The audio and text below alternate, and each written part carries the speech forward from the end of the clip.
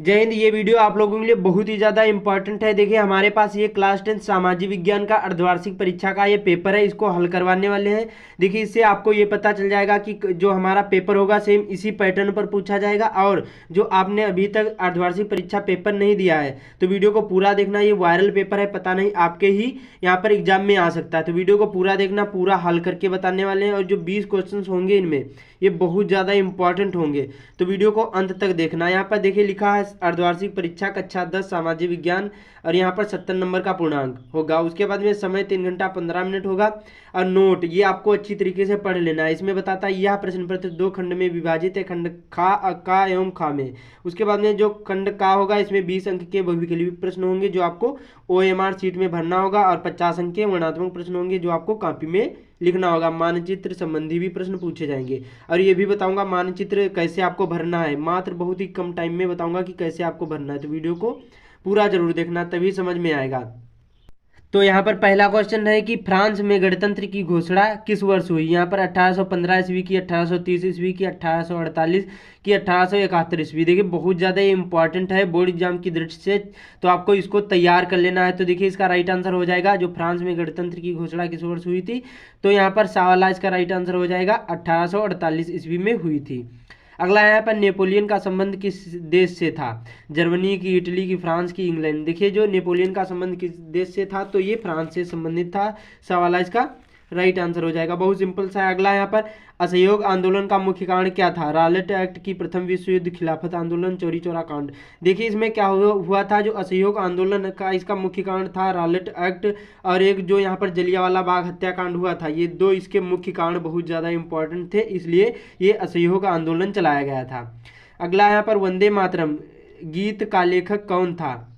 बंकिम चंद्र चटर्जी की, रविन्द्रनाथ टैगोर की, यहाँ पर शरद चंद्र चटर्जी की, यहाँ पर अविंद्रनाथ टैगोर। तो देखिए इसका राइट आंसर बहुत सिंपल सा हो जाएगा। वंदे मातरम गीत के लेखक कौन है, तो यहाँ पर बंकिम चंद्र चटर्जी जी हैं। अगला यहाँ पर निम्नलिखित में से एक मिट्टी का प्रकार नहीं है। इसमें आपको बताना है मिट्टी का प्रकार नहीं है नहीं पूछ रहा, इसमें नहीं पूछ रहा। तो देखिए जो मिट्टी, देखिए काली मिट्टी भी होती है, पीली भी होती है, लेटराइट मिट्टी भी होती है, लेकिन जो सीमेंट होती है ये मिट्टी का प्रकार नहीं है, बहुत सिंपल सा है। अगला यहाँ पर भारत में किस मिट्टी का विस्तार सर्वाधिक क्षेत्रफल में है। जलोढ़ मिट्टी की, काली मिट्टी की, लेटराइट की, लाल व पीली। देखिए इसमें जलोढ़ मिट्टी का सर्वाधिक ज़्यादा यहाँ पर विस्तार है, सर्वाधिक क्षेत्रफल है जलोढ़ मिट्टी का। अगला है यहाँ पर कपास की खेती के लिए सबसे उचित भूमि कौन सी होनी चाहिए। काली मिट्टी की, लाल मिट्टी की, जलोढ़ मिट्टी की, यहाँ पर लेटराइट मिट्टी। देखिए जो कपास की खेती के लिए सबसे ज़्यादा अच्छी भूमि कौन सी मानी जाती है, काली मिट्टी। क्योंकि ये काली मिट्टी होती है, ये क्या होती है, नदियों द्वारा जो अवसाद होते हैं, मतलब एकदम काली काली होती है बहुत, तो ये बहुत ही अच्छी तरीके से इसमें कपास, जूट ये ज़्यादा इसमें यहाँ पर की जाती खेती। ठीक है। अगला यहाँ पर निम्नलिखित में से कौन सी रेशेदार फसल है।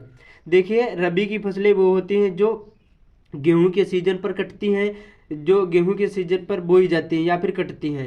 और जो यहाँ पर खरीफ की फसल होती हैं वो कौन सी होती हैं, जैसे धान के सीजन पर जो जो होती है फसल वो यहाँ पर खरीफ की फसल में आते हैं। और रेशेदार फसल कौन होती है, तो जूट ये क्या है, यह एक रेशेदार फसल है।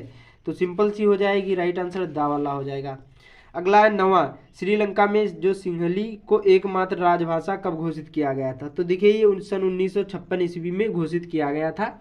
राइट आंसर यहाँ पर सवाला हो जाएगा। अगला यहाँ पर संयुक्त राष्ट्र संघ का मुख्यालय कहाँ है। वाशिंगटन, जिनेवा की, न्यूयॉर्क की, यहाँ पर ऑस्ट्रिया।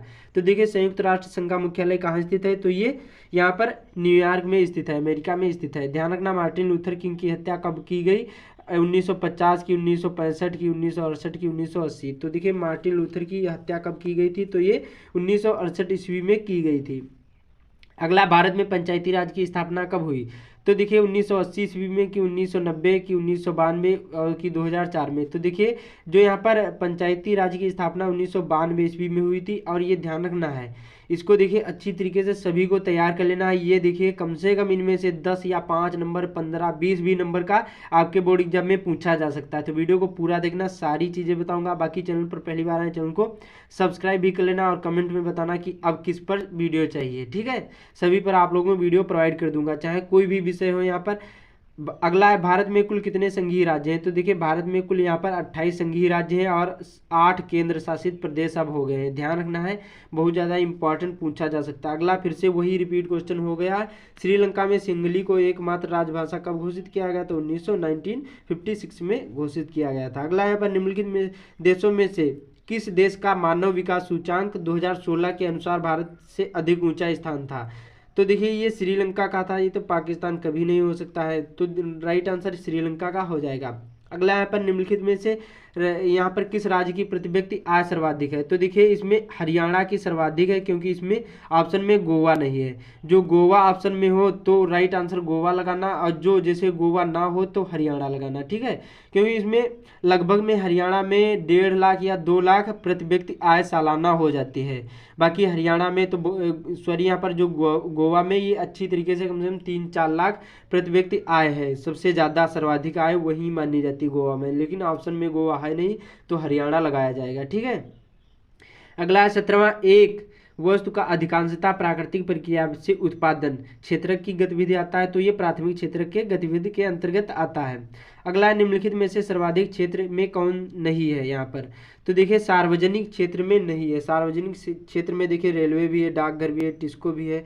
ये सेल क्या होता है? ये सेल राइट आंसर हो जाएगा। बाकी कमेंट में बताना इसका राइट आंसर कौन सा हो जाएगा। अगला उसी प्रकार से बहुत ज़्यादा इंपॉर्टेंट है, वेरी वेरी मोस्ट इंपॉर्टेंट है कि विश्व व्यापार संगठन की स्थापना कहाँ हुई थी? न्यूयॉर्क की, यहाँ पर वाशिंगटन की, जिनेवा की, ऑस्ट्रिया। तो देखिए इसकी जो यहाँ पर हुई थी तो ये 19वें का राइट आंसर हो जाएगा। बहुत सिंपल सा है, इसका राइट आंसर यहाँ पर हो जाएगा सवाला हो जाएगा, जिनेवा में हुई थी। अगला विदेशी व्यापार किनके मध्य होता है?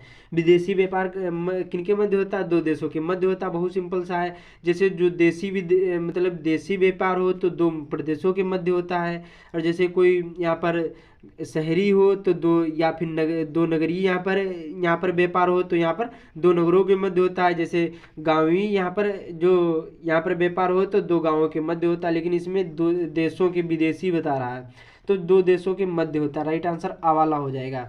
तो 20 क्वेश्चन थे, बहुत ज़्यादा इंपॉर्टेंट थे, इनको तैयार कर लेना, वेरी वेरी मोस्ट इंपॉर्टेंट है। और अभी ये जो क्वेश्चन बताऊंगा ये भी बहुत ज़्यादा इंपॉर्टेंट है, सभी आपको तैयार कर लेना है।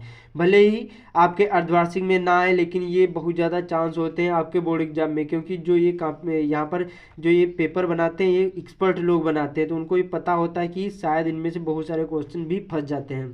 तो वीडियो को पूरा देखना, तभी आप लोगों को समझ में आएगा। और कमेंट में बताना कि 20 में से आपने कितने हल किए हैं राइट आंसर।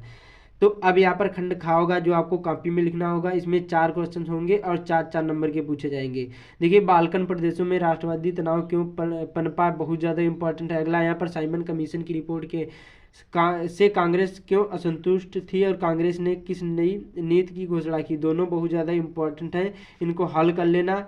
इनमें से आपको एक करना है। अगला, अपूर्य या अनापूर्ति संसाधन से क्या तात्पर्य है? बहुत ज़्यादा इंपॉर्टेंट है। उसके बाद में अंतर स्पष्ट कीजिए, रबी और खरीफ की फसलें कौन सी होती हैं? मैंने बताया जो गेहूं की सीजन पर आती हैं वो रबी की फसल होती हैं, खरीफ की फसलें जो धान की सीजन पर आती हैं, ठीक है। तो इनको विस्तार पूर्वक लिखना है, 4 नंबर का पूछा जाएगा। और कम से कम इसमें 80 वर्ड शब्द सीमा लिखना है। 80 शब्द का सीमा मतलब होता है आपको लाइन में कम से कम 13-14 लाइन आपको लिखना होता है, ठीक है। अगला यहाँ पर महत्वपूर्ण लोकतांत्रिक सिद्धांतों की विवेचना कीजिए, बहुत ज़्यादा इंपॉर्टेंट है। भारत की विधायियों में महिलाओं के प्रतिनिधित्व की स्थिति लिखिए, बहुत ज़्यादा इंपॉर्टेंट है। विकास मापने में यूएनडीपी की मापदंड किन पहलुओं के विश्व बैंक में मापदंड में अलग है? बहुत ज़्यादा इंपॉर्टेंट। अगला यहाँ पर खुली बेरोजगारी और प्रच्छन्न बेरोजगारी के बीच विभेद कीजिए, बहुत ज़्यादा इंपॉर्टेंट है।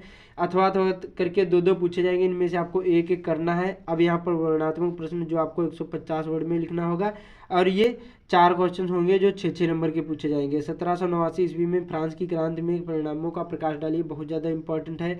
सविनय अवज्ञा आंदोलन के विषय पर आप क्या जानते हैं? संक्षेप में लिखिए, बहुत ज़्यादा इंपॉर्टेंट है। संसाधन क्या होते हैं? बहुत ज़्यादा इंपॉर्टेंट। रोपड़ कृषि क्या होती है? ये भी बहुत ज़्यादा इंपॉर्टेंट है। और कृषि में क्यों कैसे में भागीदारी की जाती है, अंतर स्पष्ट कीजिए, इसका स्क्रीनशॉट ले लीजिए, बहुत ज़्यादा ये सभी इंपॉर्टेंट क्वेश्चन हैं। अगला है 28वां, विकास के क्या क्या लक्ष्य हो सकते हैं? तो ये भी बहुत ज़्यादा इंपॉर्टेंट 6 नंबर का पूछा जाएगा। और मानचित्र संबंधी ये 10 नंबर के क्वेश्चन 2 पूछे जाते हैं। इसमें आपको 2 मैप मिलेंगे और ये आपको सारी चीज़ें उसमें भरना होगा। मैंने इस पर वीडियो ऑलरेडी बना दिया अच्छी तरीके से, तो वो वीडियो जरूर देख लेना, लिंक डिस्क्रिप्शन में मिल जाएगा। इस पर अच्छी तरीके से बताया कि मैप कैसे भरा जाता है। बाकी जो जो मैंने क्वेश्चन बताए ये सभी आपको हल कर लेना, बहुत ज़्यादा इंपॉर्टेंट है सारे क्वेश्चन। तो इस वीडियो को ज़्यादा से ज़्यादा शेयर कर देना। बाकी चैनल पर पहली बार आए चैनल को सब्सक्राइब भी कर लेना और कमेंट में बताना किस टॉपिक पर वीडियो चाहिए।